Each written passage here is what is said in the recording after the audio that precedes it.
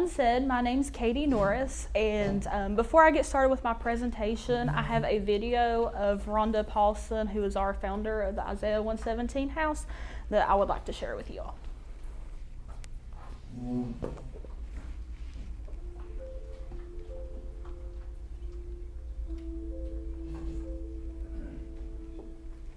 2014, I knew nothing about foster care. I didn't know what DCS stood for. I didn't know anything about the plight of the children as they enter the system. All I knew is that I was supposed to adopt.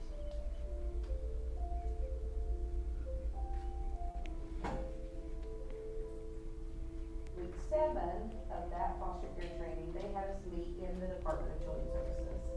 And we were sitting in a conference room, and there were no windows, and the gentleman leading the class said, when a child is removed from their home, they come here. And I looked around this room that was far from inviting, and I thought, surely he's wrong. And so I raised my hand and I said, I'm sorry, sir, but when you mean a child comes here, what do you actually mean? And he said, a little girl slept in this room last night. And at that moment, God said, these are my children. What are you going to do? How do you bring a child into your home? You can't halfway love a child.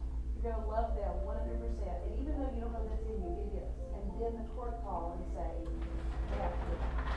That scared us to death. But I never will forget the moment that we both were like, it's not about us. This might not turn out the way we want it to turn out at all. But Isaiah still needs a moment today. And Isaiah still needs a daddy today. We had this moment and God showed up with joy, and God showed up and blessed our efforts. Because that's what he's calling all of us to do, is get outside ourselves and get outside our fears.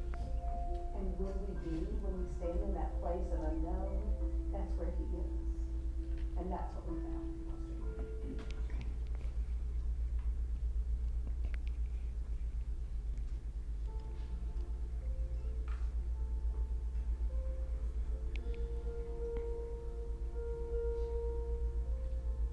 Every aspect of this community got behind and got excited about what if there was a home. So when we headed out into Carter County with this dream of what if there was a house, a few things happened. I got my first ever Facebook page. I've never been on the Facebook. So we started posting and sharing, and people started liking and sharing, and all of a sudden there was like this social media craze right here in our little Carter County bubble. And then we decided to sell some t-shirts. We had 100 orders in 30 minutes. And I probably believed somewhere that this was a one-time, wow, Carter County, what a cool place to live. And then Greene County did the same thing. And then Washington County did it. And then Sullivan County did it. And now Blunt's doing it. And Rutherford. And Knox. It's like, once the community is aware that not in some far-off land, not somebody else's children, the children of your community feel unloved and feel that there's no hope. And once the community is made aware, the entire community gets behind it. As we move forward, our mission stays the same. No child sits in a cubicle or a conference room. No child feels alone or hopeless on that day of removal. That is our mission. And it started as a mission for no child in Carter County. It's turned into a mission of no child throughout the state of Tennessee. And if I'm honest, it scares me. It's a mission of no child anywhere.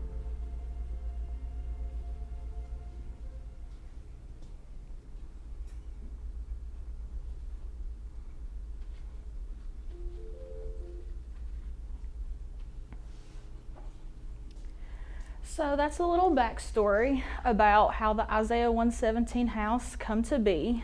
Rhonda and her husband went to foster parent classes, and she realized that these kids, once they were removed by DCS, they were sleeping in conference rooms.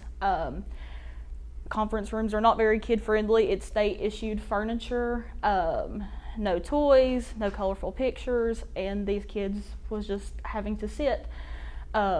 Sometimes it takes a couple of hours to find a kid placement, but right now we are out of foster parents and facilities for these kids to go to, and we are having kids for 20 and 30 days at a time. So before the Isaiah house, it was just a conference room. The workers was using their own money to try to get them clothes that they needed. Most kids come with nothing, food. I mean, that's a long time, even just a couple of hours for these workers to have to, the expectation is to still do their job, all their paperwork, and then care for a sibling group of 4 that's trying to run around the office. My journey with the Isaiah house started in May of 2020. I became a volunteer at the Carter County house. That was the first ever house. I'd heard about it and I was like, oh yeah, that's probably a good organization. And so I got involved, and until I got involved and I was in a house and a caseworker walked in and handed me a toddler that hadn't had a bath in 3 weeks and had nothing but a dirty diaper on, that's when I realized like how important these houses are to our communities. These aren't kids in Africa or some faraway country. It's right here in our own communities. You know, we see a lot of teenagers that come into our house, and they've been through some really hard things, things that I could never imagine going through.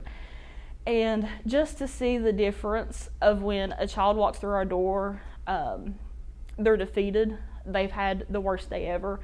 Their heads down. They don't want to talk to nobody. And after they spend a couple of hours with us at our house, they have anything that they need, toys, clothes, socks, shoes, underwear, games, whatever they need, they leave with our house. And just giving them a sense of dignity, and I have something that belongs to me, and it's not some used hand-me-down clothes. Like, they get brand new clothes, name brand clothes that all their friends at school have that they would like. Before I got involved in the foster care ministry, I always assumed that removal day was a happy day for these kids. I was like, oh yes, they're getting out of that neglect, they're getting out of that abusive situation. But these kids, this is the only thing they've ever known. So these kids, they're leaving the only mama and daddy they've ever known. Even though we don't approve and the state don't approve, they approved of their mama and daddy. A lot of them have to be moved out of the county to find a foster home, which means they lose their pets. They have to switch school systems, so they lose their teachers, their friends. I mean, they literally leave it and lose everything that day. So at Isaiah 117, we have kind of a little protocol. So I'm a program coordinator, and then Debbie, she's an on-call assistant. So we rotate weeks, and whoever's on call, we have a list of volunteers that's been certified through the state, and we'll call on them and be like, hey, we have a 5-year-old kid coming to the house. Can you go? And so we would have a volunteer go to the house. They would open the house up and greet the kid there by name. Most of the times kids come with nothing, but if they do come with anything, it's always usually in a trash bag. So we get a list of what they need, their sizes. We have storage rooms where we store all the clothes that the community donates to us, and we'll pack them a bag, get them something to eat, they watch TV, take a shower. And that's kind of just like a normal day for us. Right now, we've had a kid in our house every day for the past 2-3 months, probably longer than that, but so it's a constant flow of kids that come through, and so that's what we do as far as a day in the house with a kid. I do have a story from the Washington County house that I'd like to share with you. It was winter, and DCS called me and they said, we have a sibling group of 4 we need to bring to the house. And I said, okay. And I went and I met them, and the 2 older kids walked into the house, and I looked out, and this caseworker is carrying this little boy, he was 4 years old, in the arms. She's like kind of running in the house, it's snowing and it's dark, and she sits him down, and he has nothing on but an oversized t-shirt, and it goes down, it covers his feet. And she said, he didn't have anything on. He has no socks, shoes, underwear, nothing. I found the shirt on the ground and I threw it on him as we was leaving. She said, that's the only reason he has this shirt on.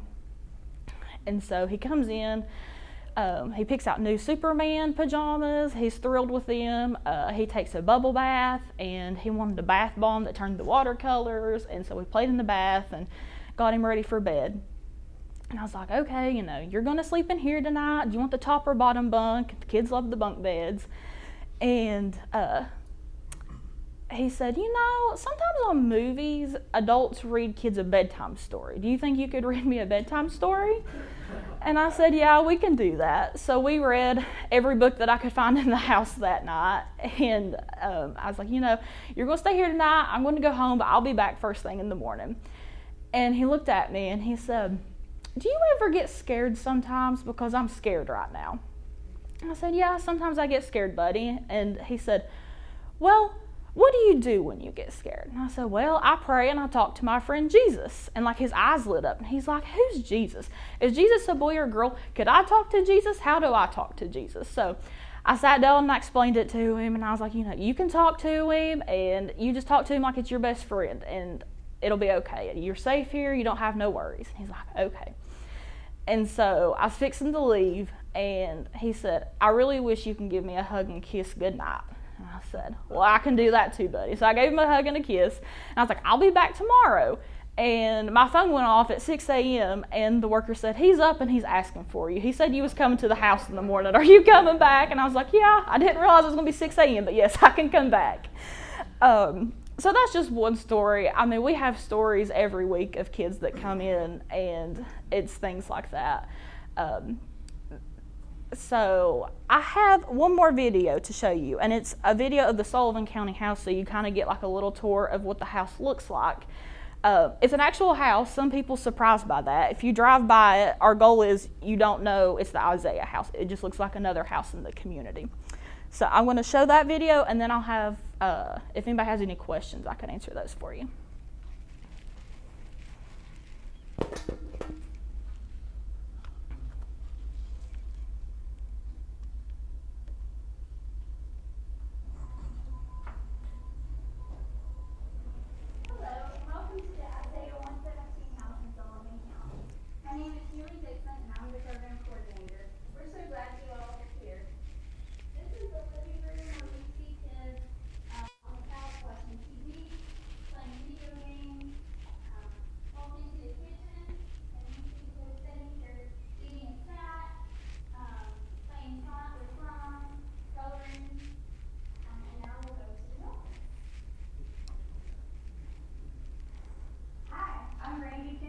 I'm one of the volunteers here at our Sullivan County House. Come with me, we'll go to the office.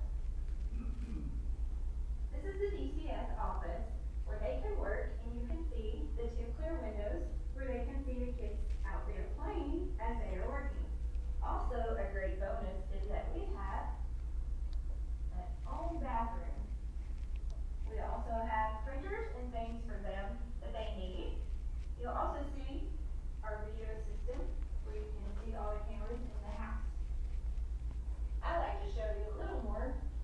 We have a stackable washer and dryer in the closet. Now we'll go to the bathroom.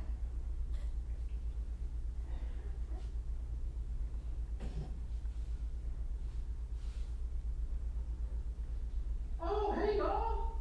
Hey, yeah, you called me. I was just getting ready for the evening and getting my shower. Hey, and I got this great toothbrush. This is the little kid's bathroom, and so it's got tons of color and a great big tub that everyone can splash around and make bubbles and probably make a big mess. And then, if you don't have toothbrush and toothpaste, you get it when you get here. Come on over. I think you guys want to see the girls' room. Look at the girls' room. Hi, welcome to the girls' room. We have these great things to play with, big doll houses. We also have these lovely signs on the wall. D+3 design. Scott Bush did those signs for us. Great. Now go check out the boys' room.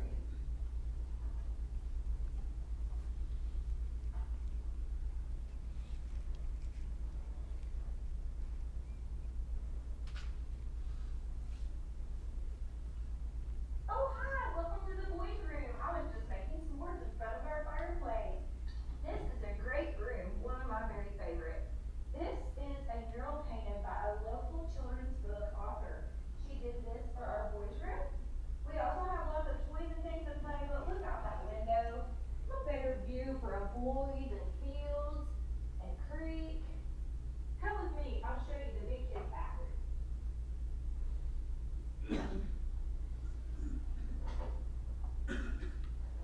Oh, hey y'all, this is Brad. I was just getting ready to get a shower in the big kid's bathroom. Check this out. Here, we've got towels and washcloths and all the things you need to get clean. We got a big shower right here. See, you got its own seat. It's really cool here.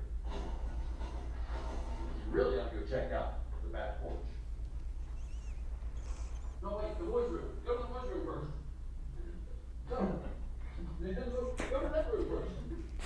Here we're in the addition that we were able to add, and this is a visitation space for our family. We have made this room into an office for the caseworkers, which leads into a visitation space where birth families can come and visit with their children and fix them a snack, play with them, and then we have a half bath here also.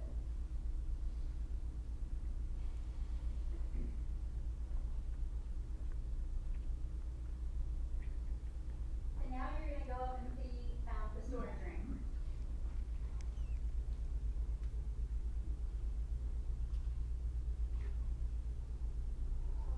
Hey, come on with me upstairs, I'll show you our storage space.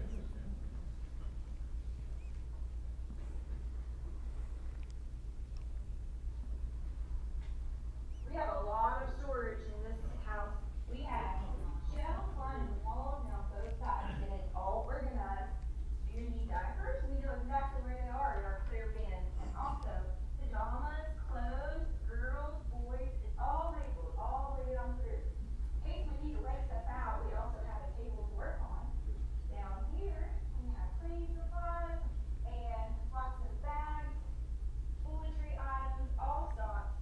And I can reach the top shelf. We have one more little extra space. Where in the future, if we want to store more, we have it. Come on, let's go out on the back porch. Hi,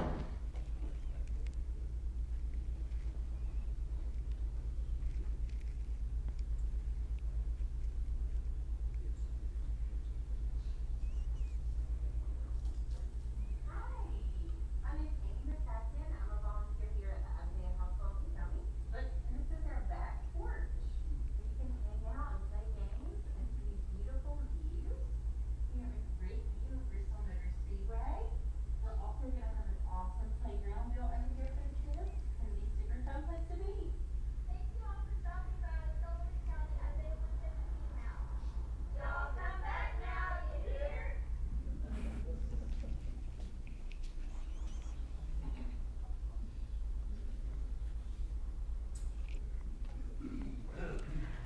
Okay, does anybody have any questions for me?